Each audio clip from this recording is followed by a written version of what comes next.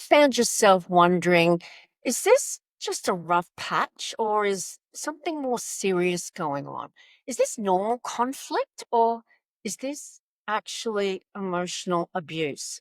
Guys, if you've asked yourself that even once, trust me, you're not alone. This is one of the most common questions I get asked as a therapist, and it's one of the hardest things for people to figure out even when they're in the relationship, because emotional abuse doesn't always look how you think it will. It can be confusing, subtle, and sometimes it hides behind every couple fights or no relationship is perfect. So today we're going to talk about how to tell the difference between regular relationship problems and emotional abuse. Hey guys, I'm Nova. I'm a trauma informed counselor and director of Brighter Outlook Counselling Service. I work every day with clients who are dealing with narcissistic abuse, coercive control, and emotionally destructive relationships. If you're looking for real talk, clarity, and support in untangling toxic relationship patterns, go ahead and hit that subscribe button. New videos drop weekly, and this space is all about healing, growth, and no BS advice.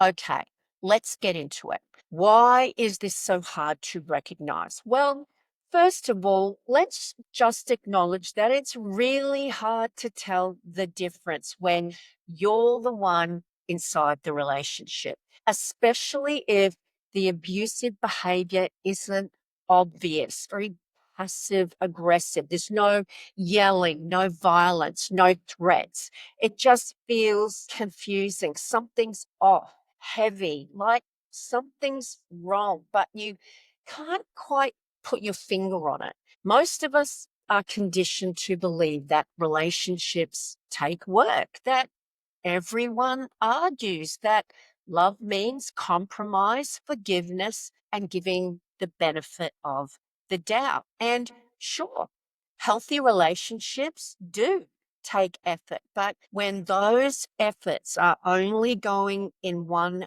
direction and these confusing behaviors are consistent over time, when there's a power imbalance, when one person is constantly being diminished or controlled, that's not relationship problems, guys. That's emotional abuse. Now, let's define the two. Normal relationship issues are disagreements or challenges that pop up because two humans are trying to build a life together. It might be about money, parenting, intimacy, communication styles. But in healthy relationships, both people take accountability for their actions. They try to understand each other. You feel safe talking to them. They want to resolve issues. They're capable, and this is a big one, of empathy. Feel emotionally safe. You feel emotionally safe even in an argument. Emotional abuse, on the other hand, is about power, control, and manipulation. It's when one partner uses tactics, subtle or overt, to dominate the other, break down their confidence, and gain the upper hand. Over time, this chips away at your sense of self, your joy, your peace. The 10 key differences between relationship struggles and emotional abuse. Let's break it down. Okay. There are 10 clear signs to help you tell the difference. So I'm going to go through them now.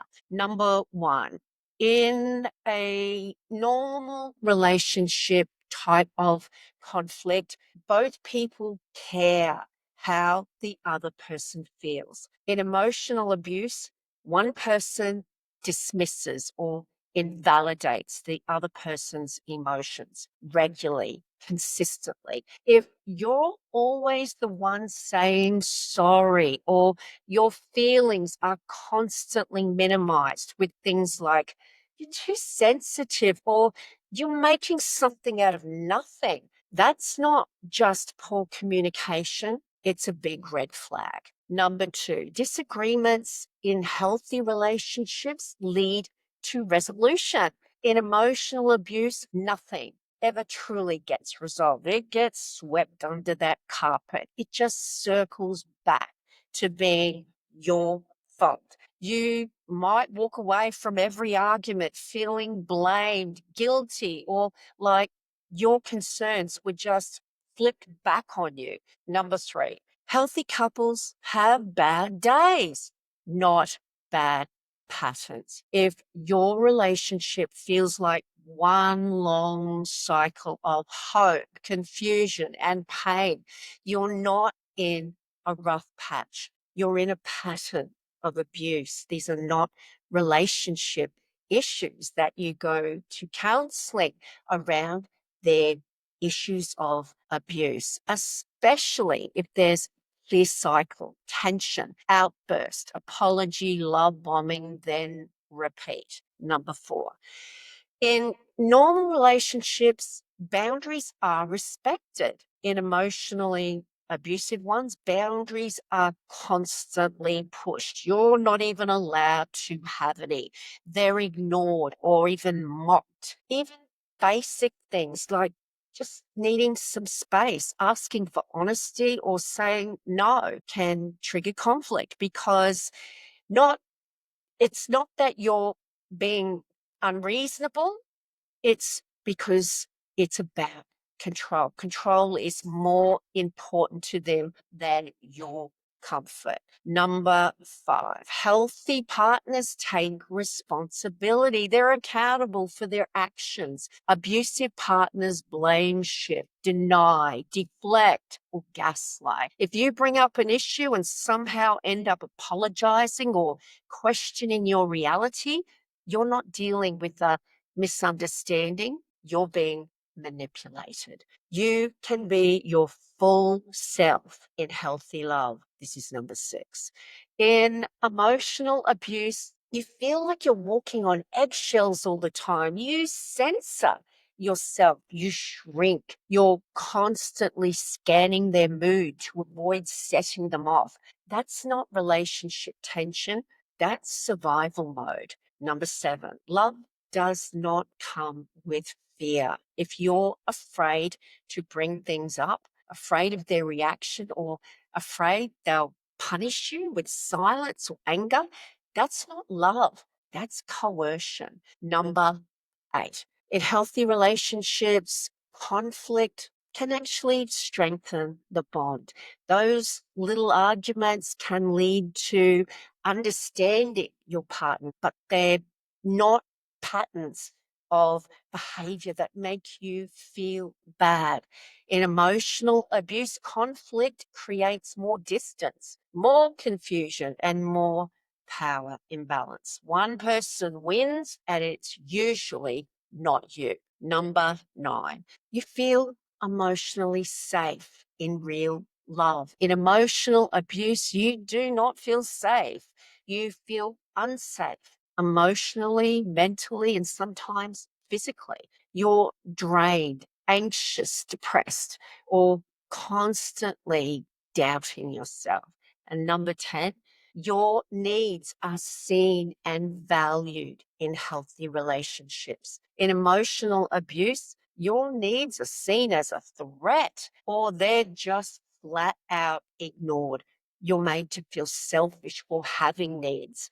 You're seen as needy or crazy for simply wanting to be heard or respected. So, why do we minimize or miss the signs? Now, let's talk about something super important. Well, we minimize, miss the signs because the abuser doesn't always look like one.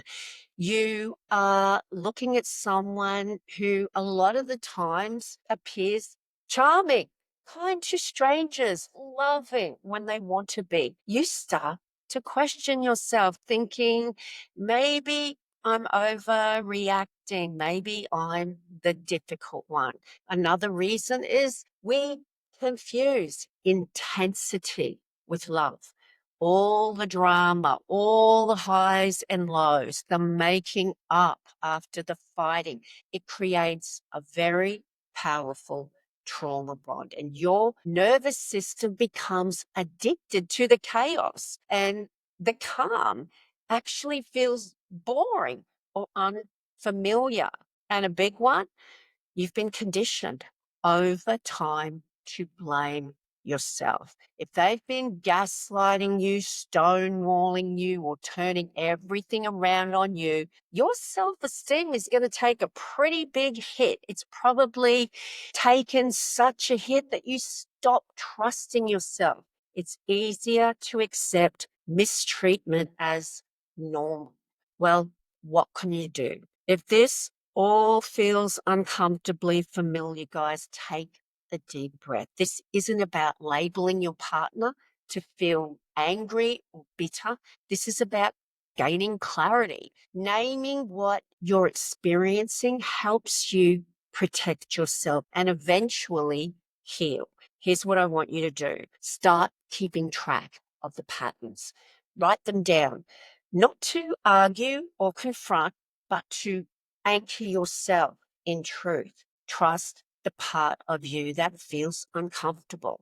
That part isn't dramatic. It's wise. It's your instincts. Reach out for support, whether it's therapy, support groups, or a safe friend. You do not have to figure this out alone. And if you want professional help, my team at Brighter Outlook works with people online all over the world dealing with emotional abuse, narcissistic relationships, and rebuilding after years of confusion. Before I go, let me leave you with this. Healthy relationships don't make you feel anxious, confused, or unworthy. They don't make you question your sanity. They don't leave you feeling like you're never enough. Love should feel safe. Real connection comes with respect, accountability, and emotional security. If this video helped give you clarity, please drop a comment below. Give it the big thumbs up, guys, to help other people see it. And of course, help us out with that horrible old algorithm. It really does help the channel. So let me know in the comments what resonated with you the most. Have you ever felt confused about emotional abuse, or whether it's just relationship problems? Your story could help someone else feel less alone. And don't forget to share this with someone who needs it. And of course, subscribe so you don't miss future videos. You deserve healthy love, and healing starts with understanding. See you in the next one.